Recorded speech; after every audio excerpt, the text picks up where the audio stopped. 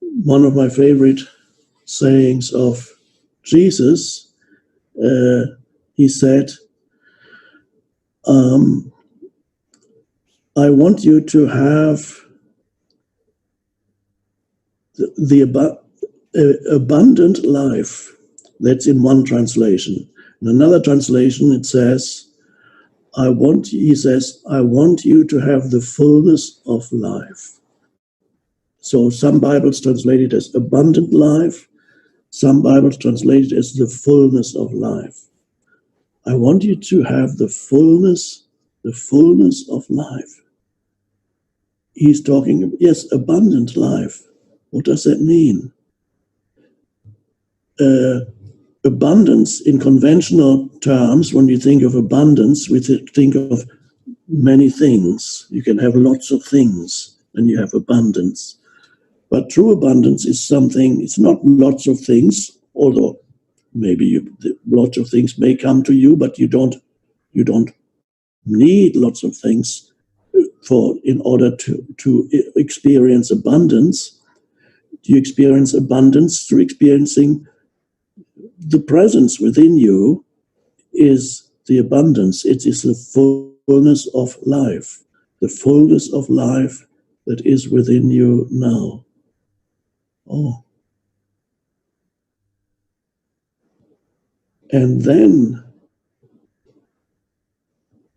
we come to another saying of Jesus. So we're talking about Jesus. Let's use another very important, the most important thing anybody's ever said about manifesting things is in one sentence that Jesus said, that you don't need all the books written about manifesting.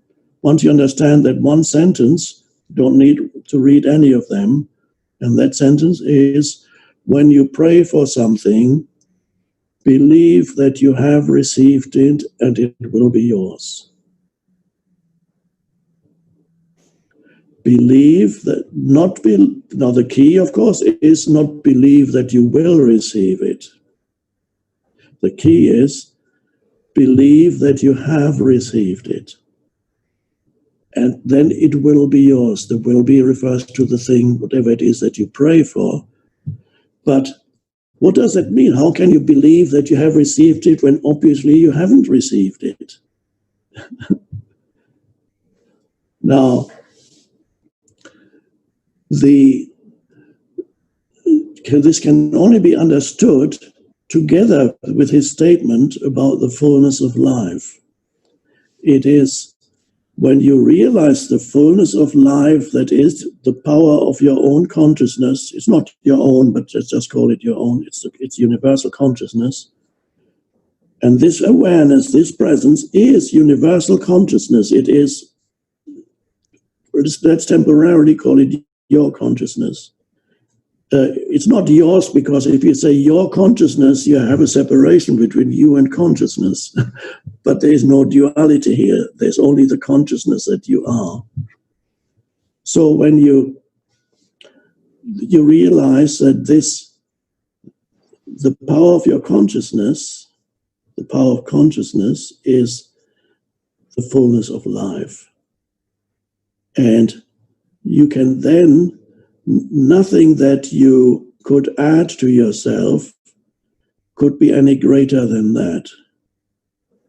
So when you realize the fullness of life, which you can only realize in the present moment, when the emotion of fear or other negative emotion has become transmuted into intense presence, then this intense presence is the fullness of life.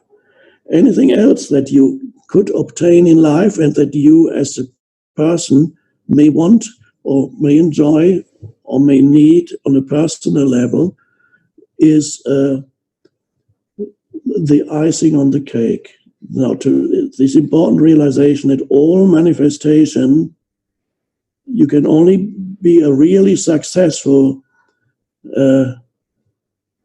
manifestation practitioner if you realize that whatever you manifest is the icing on the cake. because you already have the cake. You are the cake.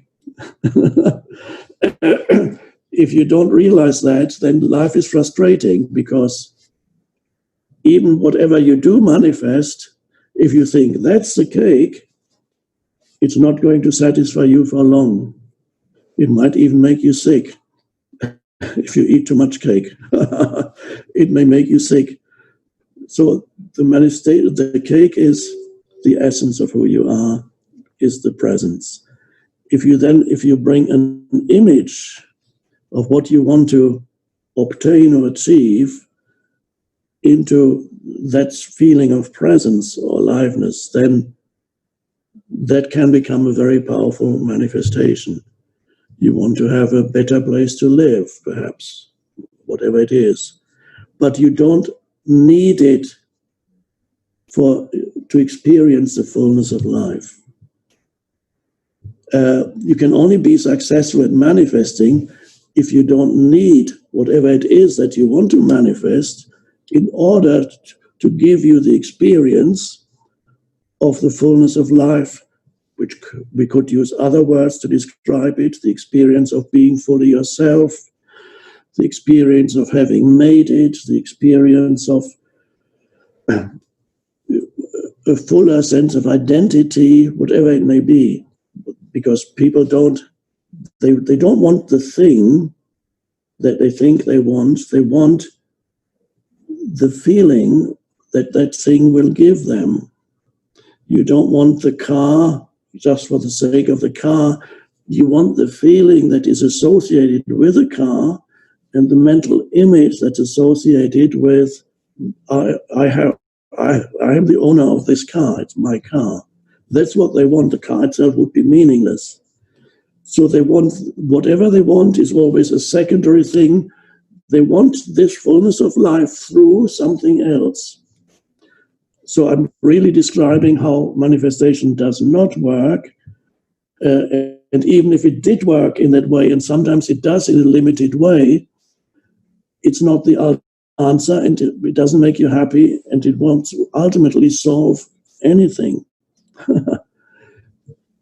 So the powerful manifester, if that's a word, is the one who is already in touch with the fullness of life and manifests from the fullness of life. And again, Jesus said, so many beautiful things there.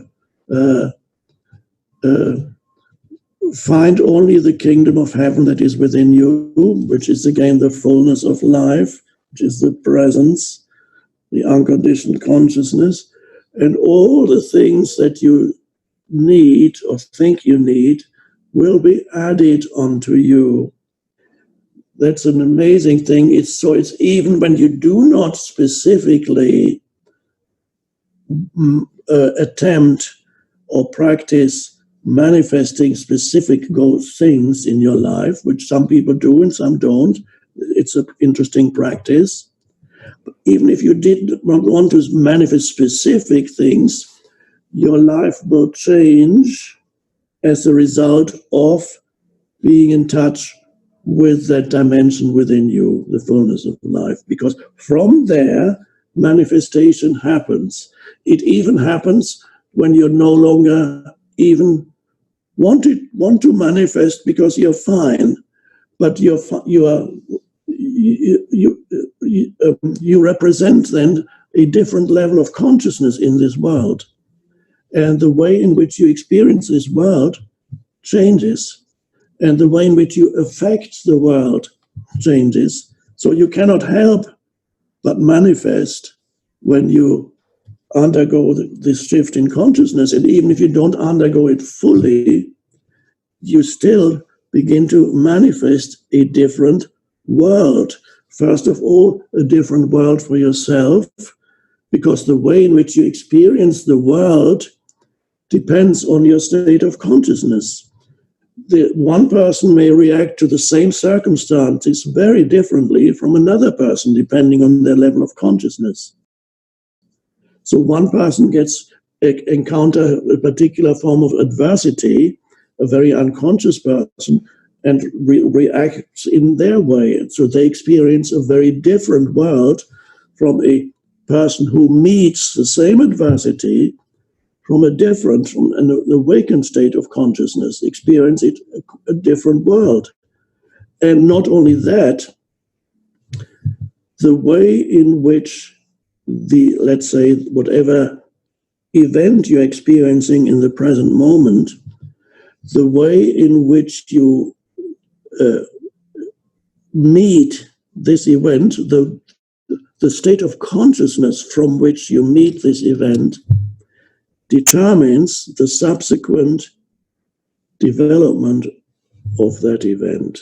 This is a somewhat esoteric thing, but the so-called world and your state of consciousness are a single phenomenon.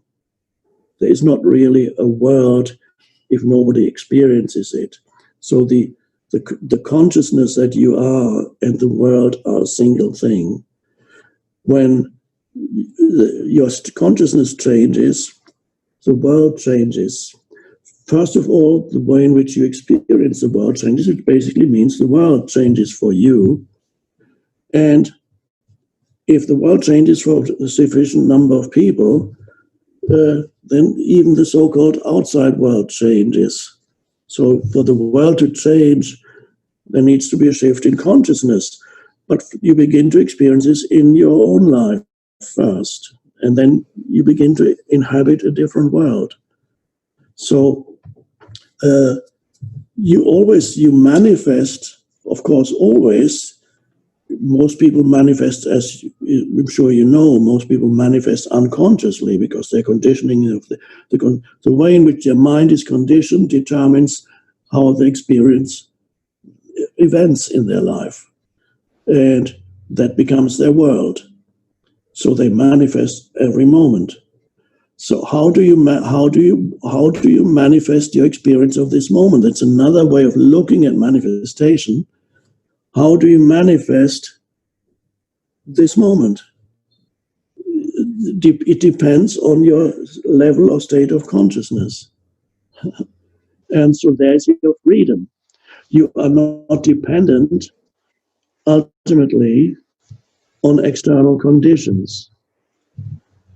And that's when you realize that you are not at the mercy of what's happening or not happening around you. So you develop, this is a wonderful realization, a wonderful freedom, that your consciousness is not dependent on this or that happening or not happening. That's an incredible realization, and it's a sense of liberation.